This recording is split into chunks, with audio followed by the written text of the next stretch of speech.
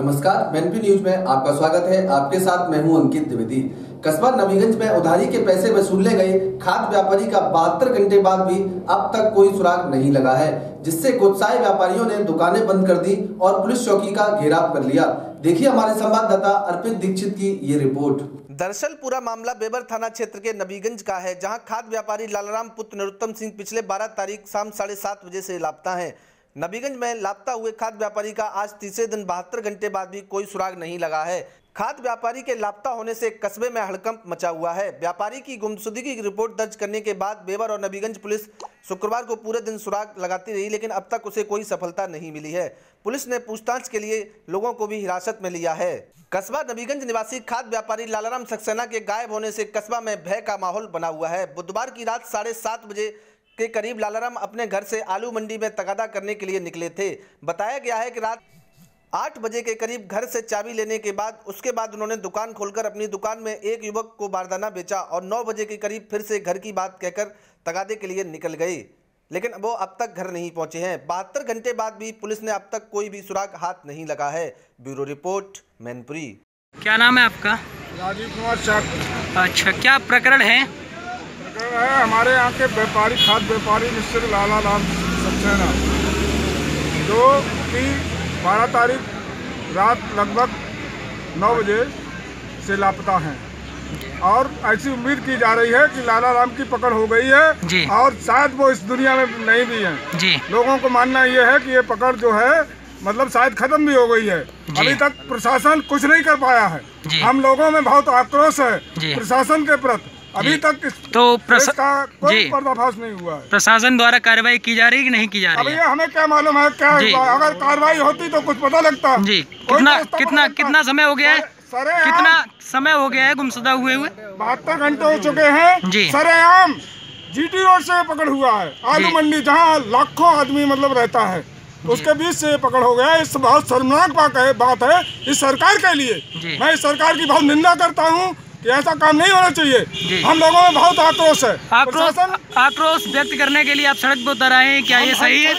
जीने मरने के लिए मतलब हमें जिंदा है मुर्दा चाहिए लालाराम जी। अगर 12 घंटे के अंदर प्रशासन न चाहता तो हम लोग ईंट से मतलब बजा देंगे जी।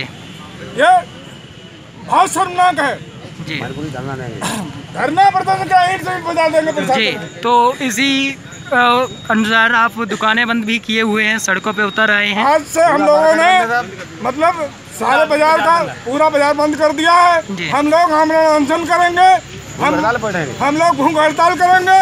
हम लोग शांत प्रिय जो भी हम कर सकते हैं वो हम लालाराम जी के साथ हैं। हमारा पूरा गांव, हमारा पूरा क्षेत्र लालाराम सक्सेना बहुत मृदभाषी और बढ़िया व्यवसायिक मतलब सरल स्वभाव था उनका।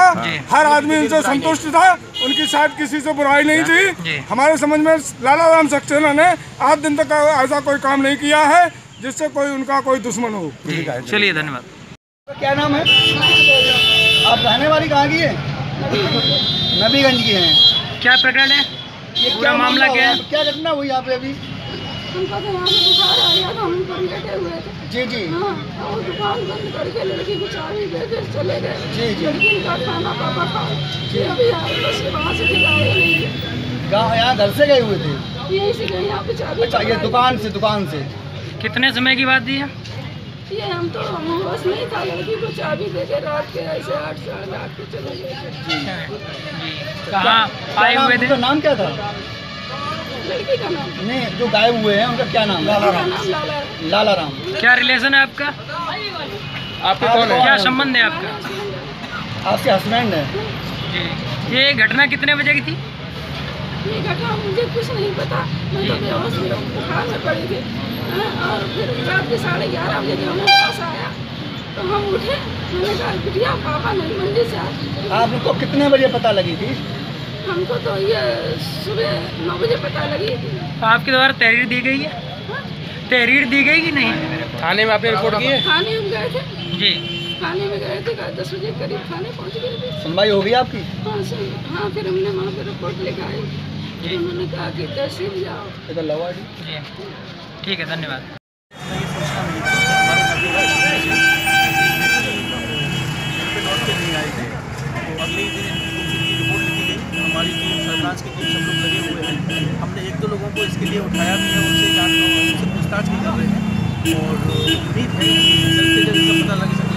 इस समय व्यक्ति कहाँ पर है और कैसे वहाँ? सर 4 दिन हो गए, पुलिस बिल्कुल नाकाम है, कोई किसी तरीके से जांच नहीं हुई, परिवारजन परेशान है, इतनी भीड़ गुस्साई है।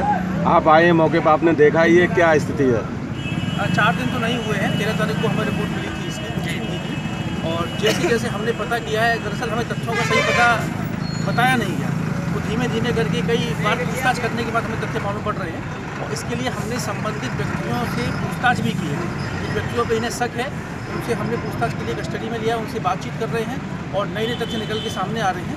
उम्मीद है कि हम इस बात की बिल्कुल सच्चाई से पता लगा लेंगे कि आखिर ये बात हुई तो क्यों।